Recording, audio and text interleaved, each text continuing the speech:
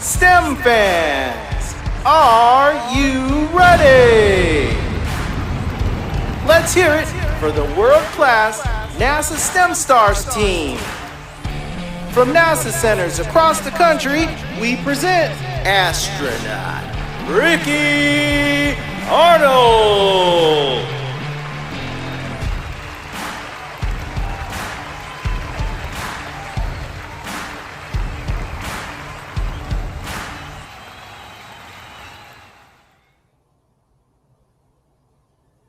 Good afternoon, STEM fans. My name is Dr. Taisha Batts, and I am so excited about our episode today. We have astronaut Ricky Arnold with us today. Ricky, how are you doing today? Doing great. What an introduction. And it's wonderful to be here with you during Teacher Appreciation Week. And today, which is the 60th anniversary of the first American to fly in space, Alan Shepard. And that is exciting. And we're excited to have you. And as Ricky said, it's Teacher Appreciation Week. We're excited for teachers. And so what an exciting episode to have not only an astronaut, but an educator. So we know that you have many questions, and we're going to go ahead and get started and talk to Ricky about his background and how he got to NASA. So Ricky, starting us off, tell us what you like to do. What are your interests and your hobbies? Just about anything outdoors. Like I told you earlier while we were getting ready, I'm heading out camping this weekend and hope to get out on the water, kayaking, hiking, backpacking, and anything related to science as well. Well, that's excellent. So you talked about anything related to science. So do you have a certain science field that you're more interested in than others? Marine science. I grew up near the Chesapeake Bay in Maryland and spent a lot of time in and around the Chesapeake growing up and studied the Chesapeake Bay in graduate school. So anything in and around water, but that the outdoors is a wonderful laboratory and you get to learn so much about this planet. I find it endlessly fascinating. And that's great. I'm also around the Chesapeake Bay, so I've ventured out quite a few times doing some canoeing and kayaking and doing some water quality testing with the kids. So it is exciting and beautiful out there. So we want to know, how did you get to where you are? And so I believe that we have a video clip where you're going to start us off on your journey. Yeah, I'm sure this video is a direct line, but that's me and my sister. I grew up next door to a woman who's had a family member who worked at NASA. And so when I was young, my family, we drove down to Florida and actually got to watch the Apollo-Soyuz test flight from Kennedy Space Center. So that kind of spurred my interest in space. And it really developed into a passion based on one person kind of making a very small investment in me. And that's wonderful when that investment is being made. I know that many of my experiences also have been through someone else taking the time to take me to a different location or a different place. And so it's amazing how you started your journey there and you're here with us now as an astronaut. Did you ever think that this is where you would end up? No, no chance. But that's okay. When you're young, you can think about these things and you don't rule out possibilities. I also had a great interest in playing third base for the Baltimore Orioles, but I didn't really think that was going to happen. But thankfully, my teachers stuck with me and pushed me, and my family pushed me and gave me opportunities as best they could. And I've been very fortunate to end up here. And I know also on your journey that you were an educator as well. And so talk to us a little bit about that in your journey. Right. So my interest in science, I also found I ended up working as an oceanographic technician at the United States Naval Academy. And I found I had a real interest in working with young people. And so I went ahead and got my teaching certificate, and I taught school for 15 years. This is actually a picture of me and one of my colleagues and good friends, Ken, helping students. They were building hot air balloons to learn about gas laws. So teaching was a wonderful career. I still keep in contact with some of my students, and it really enabled me to grow as a person and as a learner. And I know that teachers are great mentors as well. And we have a question actually from one of our STEM fans, Denise, and she wants to know, did you have a teacher that influenced you to become an astronaut? I don't know specific. I don't think specifically. Other than, of course, it wasn't my teacher, Krista McAuliffe, which was kind of the world. She was kind of the world's teacher, and I remember when she was selected as an astronaut and getting ready to go fly. She just made spaceflight seem so accessible, and because she was a teacher, everyone has a teacher that they're close to. So you kind of felt like you were invested in that mission. So I'm thankful for her, and certainly Barbara Morgan, her backup, who eventually flew, for showing us all possibilities. And I was also interested in both of them as well. And I was like, maybe I could fly as well. Didn't end up that way, but I still am, in awe Never of too late. educators. Right? There's Never too late. It's never too late. It's never too late. You are right about that. So I know that you're a teacher as well, but you were a scientist and you did some research. So talk to us a little bit about that. That's right. When I started teaching, I also started my graduate degree in marine science, and I had the opportunity to work on a sail training vessel that did a 6-week long cruise from the Bahamas up to Nova Scotia and back to Woods Hole, working with college and high school students. And so it really gave me an immersive experience in science. And little did I know how well living on a sailboat for 6 weeks with 30 other people would prepare me for what it would be like living on the space station. You never know what opportunities in life are going to prepare you for.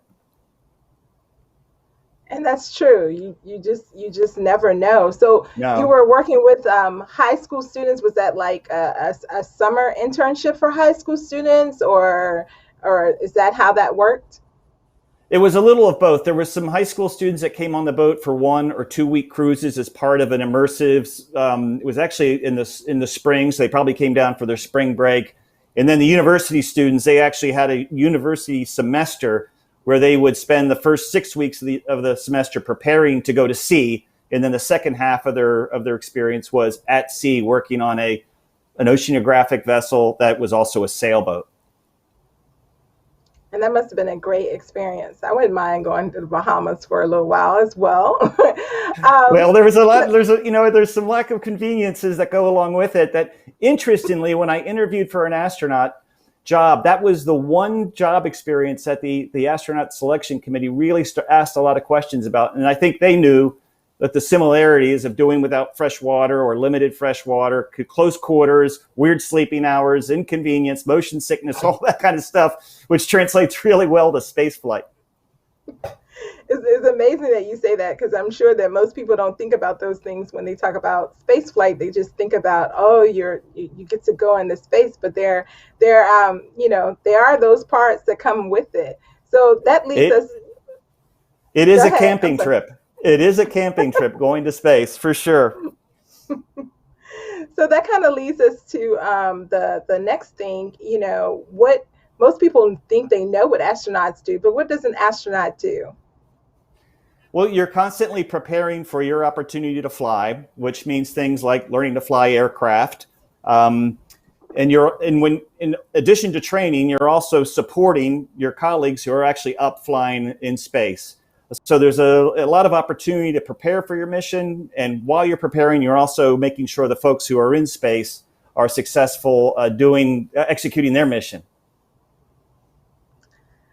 And so we have a lot of students who are interested in astronauts and what they do. And so Medini wants to know, how many times have you participated in a space mission? Twice. I flew on the space shuttle to the International Space Station on an assembly mission.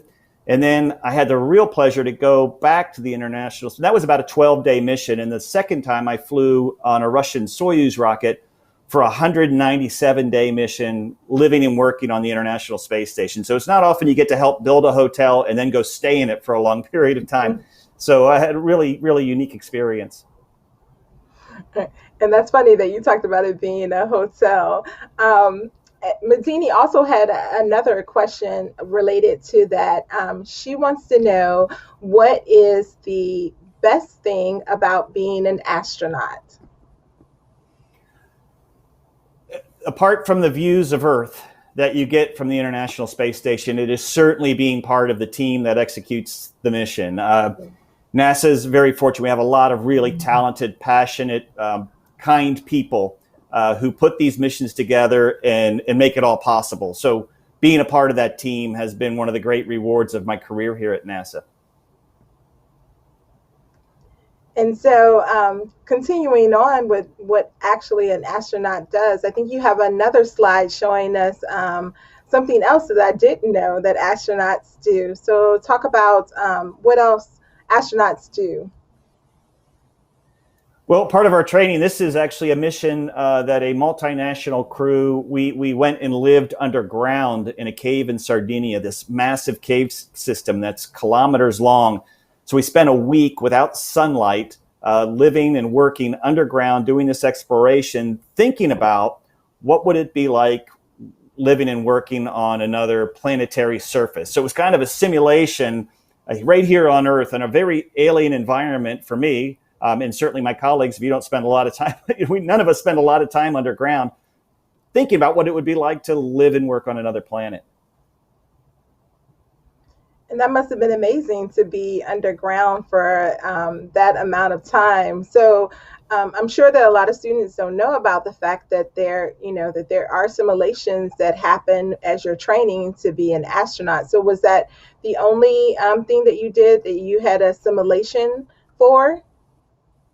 No, we have sent people to Antarctica. This is actually, I was trained to operate a one-person submarine, and we've also gone and lived and worked. I lived and worked under a habitat off the coast of Florida for 10 days. So we go and explore these extreme environments because we have what we call analogs here on Earth, which are really good training platforms for going off and exploring the solar system. And in these analogs, you're not there by yourself. You're in a team, correct? You typically, yes, absolutely. You have not only have the team, the crew that you're executing the mission with, where you're doing all this really cool science and exploration underground or under the sea, but you have this immense support team that make it all possible. They do the planning, the preparation, a lot of the logistics. You know, how do you get 7 people underground for a week? It takes a lot of equipment and planning, and we have a team that helps make all that happen. Just like the International Space Station. And so in that team and environment where you're working as a team, because I know most students, whenever you say team something, they get all upset. We got to work in a team, but it's an important it's an important concept when even in school and outside of school to work as a team, correct? Yeah, it is. I hear you. The school team projects are always challenging, but the skills you acquire doing them are what's really important. It's how you work, how you negotiate, and how do you bring out the best in everyone to get the best product you can generate. And in NASA's case, that's the missions we fly to the International Space Station or beyond. And also, of course, as an astronaut, you also get to fly. And so I think that you have a picture in your that you're going to share with us and talk to us about what this picture is showing as an astronaut. Right. So I've been an astronaut for 16 years now, and I've spent 197 days space and 12 days in space, so a little over 200 days. So you spend a lot of time on the ground supporting missions, but you eventually do get your chance to go fly. And to be able to train and be part of a crew that goes to the International Space Station and lives and works together really as a family for a long period of time. I was gone from March to October, like an entire baseball season, including spring training, living and working with the same people. And it was just a really, really special experience to go to a unique place and share it with really interesting, fun people. And so I have a question from one of our STEM fans, and Denise wants to know, what was your greatest accomplishment as a teacher and also as an astronaut?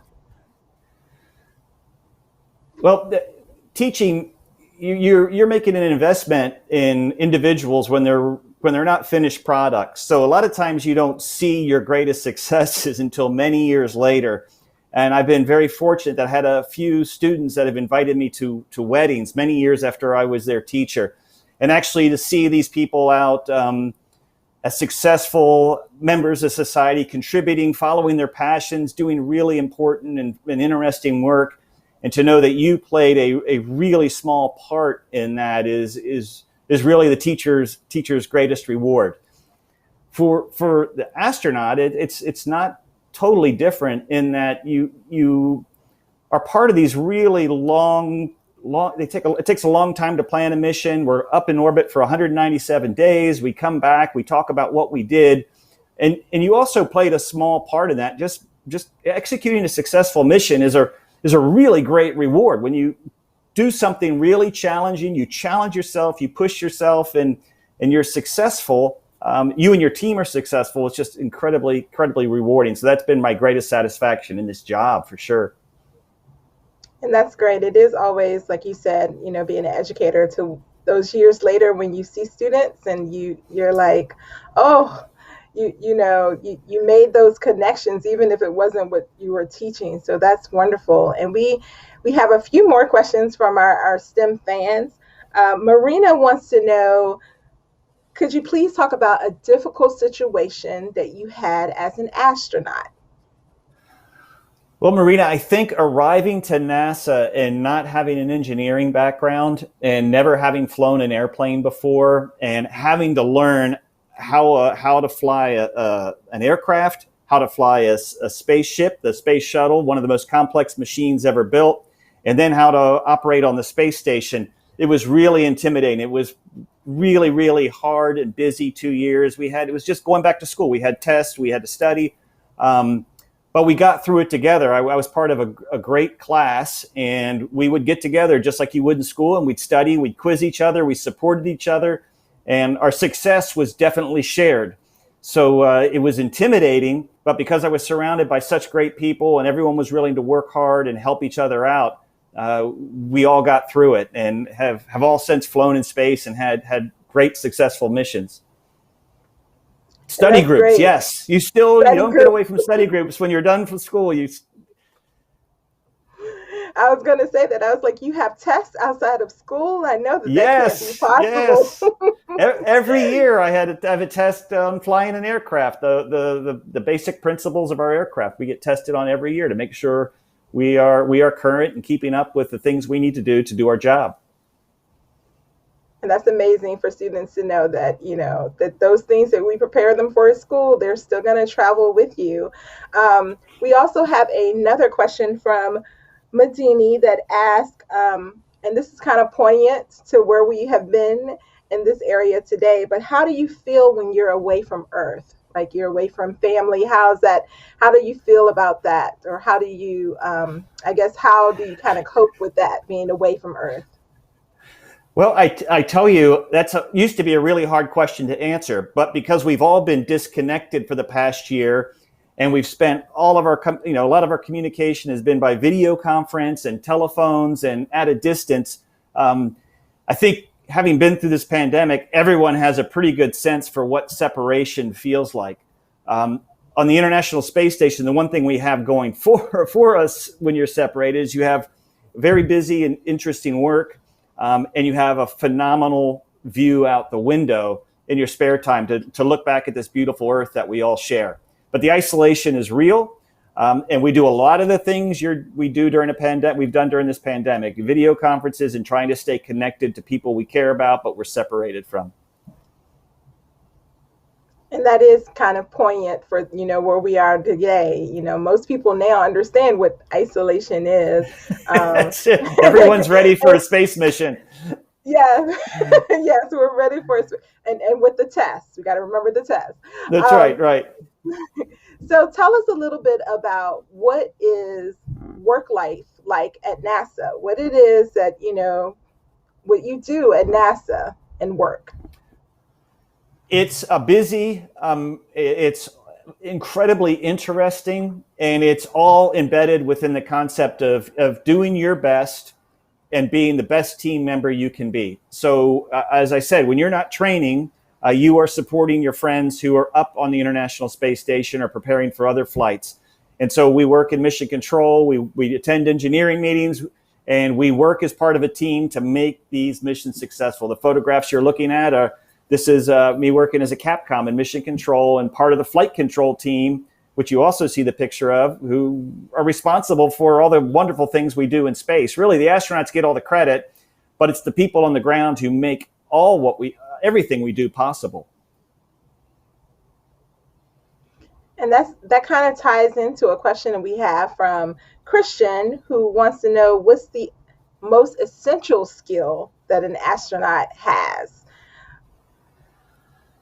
I think two parts, the most essential skill is just kind of that thinking ahead. That's one of the reasons we planning for all the variables, all the things that could happen. You got to be able to plan and prepare and operate in that environment. So you got to be flexible. And I think the second most is flexibility and a team player. And those things are important because you talked about teams throughout. So I hope the students are getting that, we're not, putting you in a box. We're making sure that you're able to work with the team. And that's what educators are, trying to do.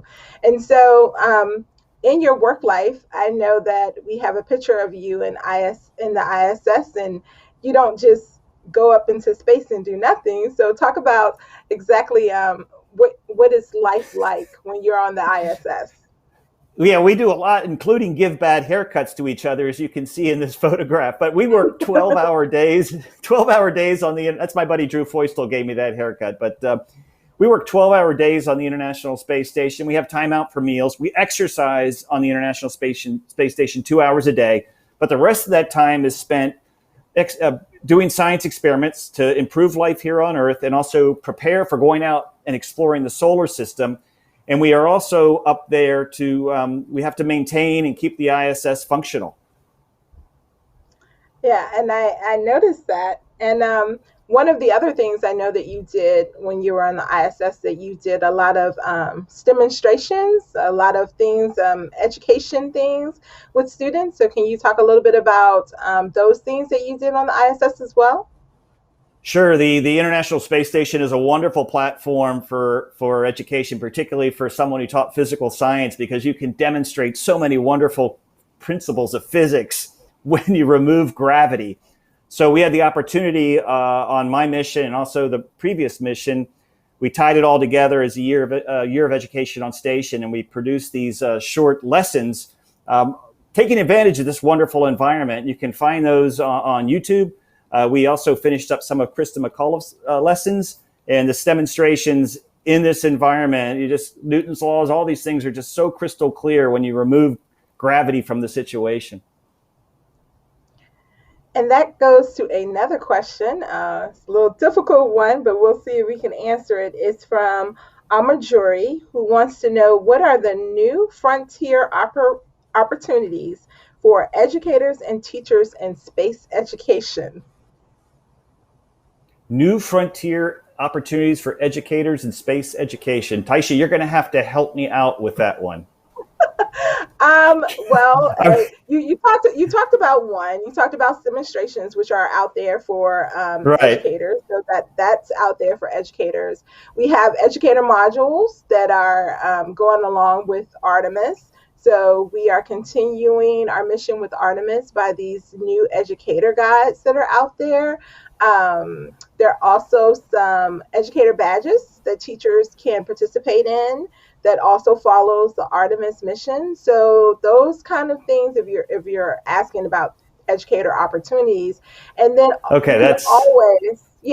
you can always make sure that you subscribe to NASA Express, and so you can get all those opportunities in one thing. So, like you said, and there are some wonderful. Yeah, and there's wonderful opportunities to participate in engineering projects. So we launched satellites from the International Space Station that were built by students. Every rocket launch, it seems now, has little thin sats and small satellites that are built by students deployed while the rocket's delivering a payload to the ISS or to low Earth orbit. So there are a lot of engineering challenges out there that NASA makes available to students in classrooms around the world that are really exciting to be a part of. Sorry, I did not fully understand the question, so thanks for helping me out. No problem. And so one of the things that that we all do and that you do as well is outreach. And so I know that you have a picture or image in your PowerPoint that's talking about some outreach that you're doing.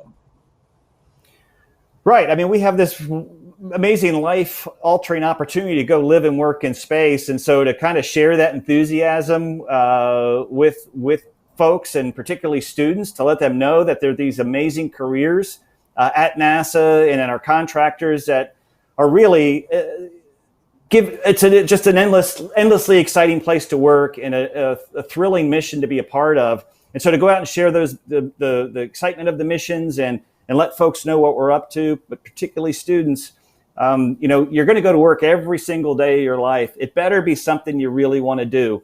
And being a part of space exploration it's a reason to get out of bed in the morning, because it's just really, every day is something new and exciting.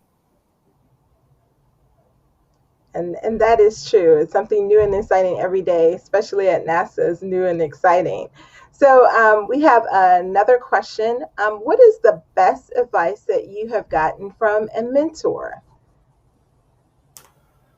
Oh, well, I'll go back, since it's Teacher Appreciation Week, I'll go back to kindergarten at Whitehall Elementary School in Prince George's County, Maryland. The first lesson is be kind, right? It sounds obvious, but it is likely that any success that you have in life will be shared with or enabled by other people.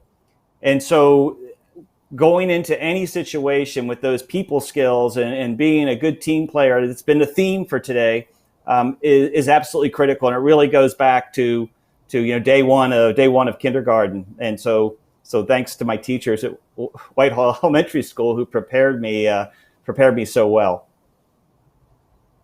And it's amazing that, usually if you think back, there was a teacher or some teachers who led those ways. And so because it is Teacher Appreciation Week, what advice would you give to, let's say, a new teacher who's just starting out?